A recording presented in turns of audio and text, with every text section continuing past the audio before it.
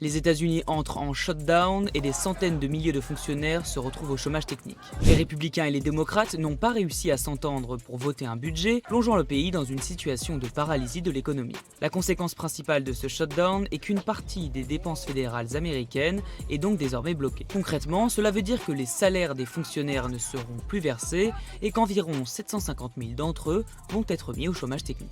De fortes perturbations sont aussi attendues pour les usagers des services publics, une situation très impopulaire aux États-Unis, inédite depuis près de 7 ans lors du premier mandat de Donald Trump. Il avait alors duré 35 jours, un record. Moi, je l'avais vécu en 2013 quand j'étais correspondante aux États-Unis. C'est très impressionnant à voir, hein. Vous avez des centaines de milliers de fonctionnaires qui restent chez eux.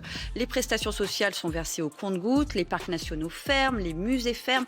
Vraiment, la vie américaine tourne au ralenti. Mais alors, comment c'est arrivé? Le blocage provient du fait que les républicains sont majoritaires dans les deux chambres du Congrès, mais que le règlement du Sénat fait qu'un texte budgétaire doit être adopté à 60 voix sur 100, nécessitant donc au moins 7 votes des démocrates. Problème, d'un côté les républicains ne proposent aucun compromis sur le maintien du budget actuel, de l'autre les démocrates ne veulent rien lâcher non plus sur leur proposition de budget, notamment sur le rétablissement de l'assurance de santé Obamacare, supprimée par l'administration Trump.